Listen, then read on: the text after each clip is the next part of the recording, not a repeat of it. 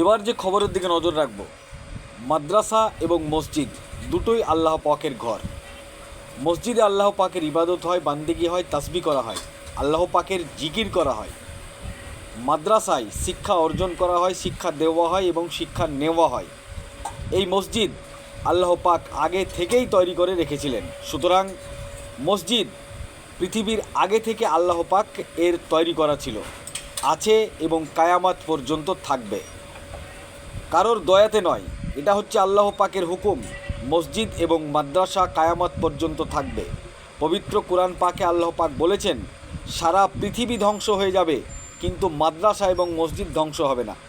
পাশাপাশি তিনি পশ্চিমবঙ্গ রাজ্যের মুখ্যমন্ত্রী এবং ক্যাবিনেট মন্ত্রীদের সদস্যদের উদ্দেশ্যে বললেন, ইমাম, মুয়াজ্জিন এবং পুরোহিত সংগঠনকে যে ভাতা দেওয়া হতো সেই ভাতা বন্ধ করা হয়েছে।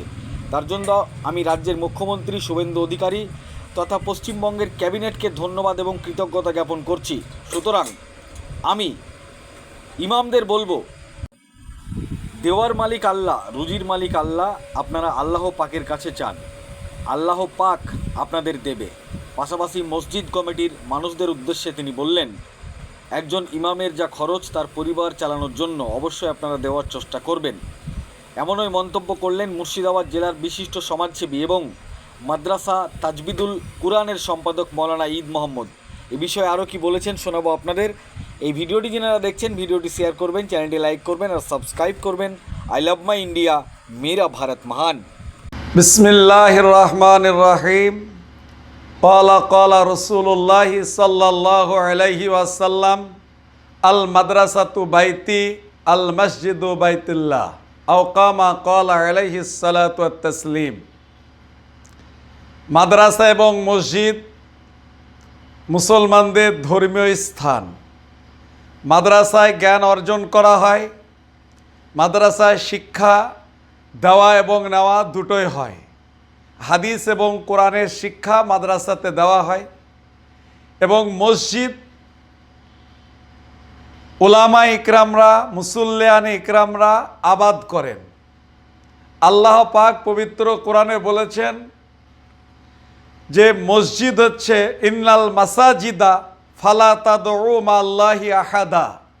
মসজিদ হচ্ছে আল্লাহর ইবাদতগাহ, মসজিদে আল্লাহর ইবাদত করা হয়, এর বেশি কিছু না। মসজিদে ঢোকা থেকে নিয়ে বাইরে হওয়া পর্যন্ত মানুষ আল্লাহর জিকিরে মশগুল থাকে।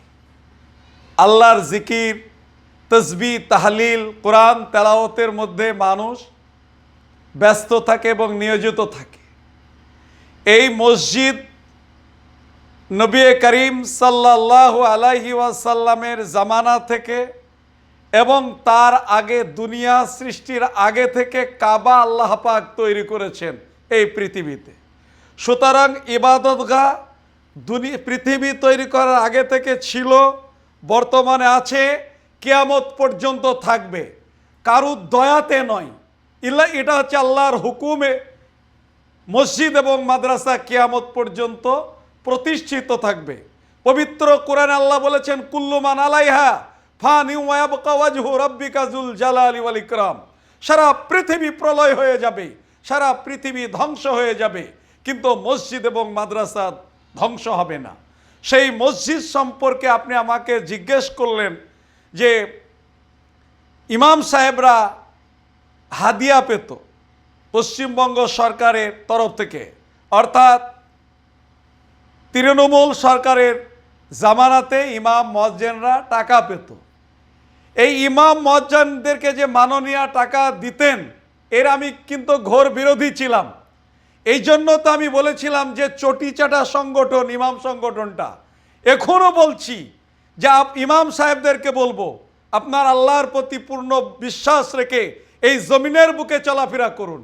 আল তৌহিদের প্রতি পূর্ণ বিশ্বাস রেখে এই পৃথিবীতে চলাফেরা করুন। মানুষের কাছে না চেয়ে সকলে আমরা আল্লাহর কাছে চাই, আল্লাহর কাছে চাওয়া শিখি। আল্লাহর কাছে চাওয়া শিখলে মখলুকের কাছে চাওয়ার কোনো প্রয়োজন হয় না।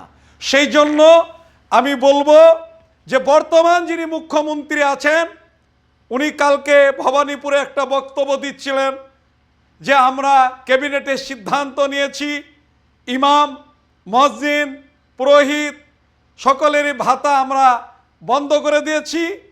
আমি মাননীয় মুখ্যমন্ত্রী শুভেন্দু অধিকারকে বারবার আমি স্যালুট জানাচ্ছি, সাধুবাদ জানাচ্ছি। আপনি ঠিক সিদ্ধান্ত নিয়েছেন, ঠিক সময়ে। সমাজে 3000 টাকা ভাতাতে সমাজ পরিবর্তন হবে না। জাতিকে শিক্ষা থেকে পিছিয়ে দিয়ে গেছে মাননীয়া, জাতিকে ওবিসি থেকে বঞ্চিত করেছে মাননীয়া। সুতরাং আমি বর্তমান মুখ্যমন্ত্রীর কাছে বলবো, আপনি শিক্ষা এবং মানুষকে শিক্ষার দিকে, আমাদের সমাজের মেরুদণ্ড হচ্ছে শিক্ষা, এই শিক্ষাকে আপনি অগ্রগতির দিকে নিয়ে যান। আপনার পাশে যারা শিক্ষিত সমাজ তারা আছে এবং থাকবে। আমরাও আপনাকে সমর্থন করছি এবং সাধুবাদ জানাচ্ছি আপনি এই ইমামদেরকে যে ভাতা বন্ধ করে দিয়েছেন। আমি আলহামদুলিল্লাহ আলহামদুলিল্লাহ আলহামদুলিল্লাহ বারবার পড়ছি, আল্লাহ শুকরিয়া আদায় করছি। ইমামরা 3000 টাকার জন্য যত সমাজের বুকে যে কাজগুলি ইমামদের করা ঠিক নাই, সেগুলি ওই বিগত সরকারের আমলে ইমামরা করেছে। সুতরাং ইমামদেরকে বলবো যে আপনারা আল্লাহর কাছে দোয়া চান, রুজির মালিক আল্লাহ। আর যারা মসজিদ কমিটি আছেন তাদেরকে আমি বলছি, আপনারা ইমামদের প্রতি একটু সহৃদয়বান হবেন, ইমামদের প্রতি একটু মেহেরবান হবেন, দয়ার নজরে দেখবেন। ইমামদেরকে আপনারা নিজের মতো করে নেবেন। সংসার চালাতে ইমামের যে বেতনের দরকার সেই বেতনই আপনারা দিবেন, এটা আমার আবেদন। আমি মাদ্রাসা তাজবিদুল কোরআনের সেক্রেটারি মৌলানা মোহাম্মদ মাজাহিরি এবং জমিয়ত উলামায়ে হিন্দের মুর্শিদাবাদ জেলার প্রাক্তন সেক্রেটারি আমি মৌলানা মোহাম্মদ মাজাহিরি একটি সমাজ পরিচালনা করি। আল মদিনা ওয়েলফেয়ার সোসাইটির মাধ্যমে সমাজসেবামূলক অনেক কাজ করি। আমি আপনাদের কাছে ইমামদের প্রতি সহৃদয়বান হওয়ার জন্য আবেদন করছি এবং সরকারকে ফের পুনরায় আমি ধন্যবাদ জানাচ্ছি।